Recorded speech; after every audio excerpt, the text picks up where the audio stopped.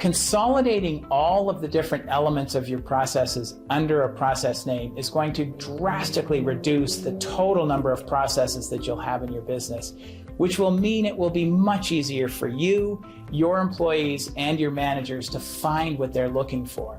The second key concept concerns the organization of all of the content you're creating. Where and how should you store all of this stuff?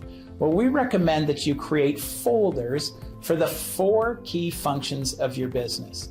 And we recommend that you create 4 separate folders because there are really only 4 things that are happening in a business. You've got to get the business. So this folder is going to house all of your sales and marketing processes.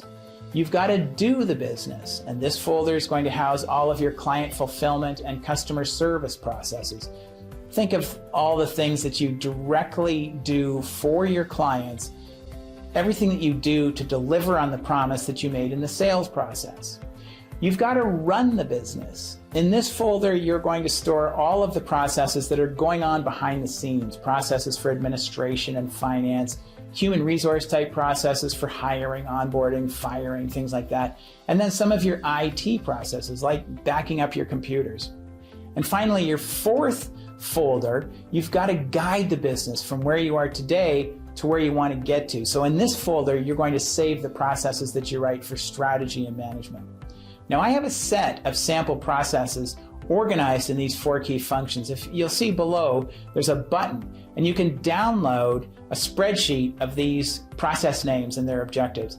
The spreadsheet has 4 separate worksheets, one for each of the 4 functions that I just identified. And in each worksheet, there's a pretty extensive sample list of process names with their descriptive objectives. You don't need all of these processes. Some of them won't even make sense to you depending on the size of your company. But the concept of consolidating your process tools under one process name and organizing them into 4 key functions, it's a simple concept, but it is super valuable.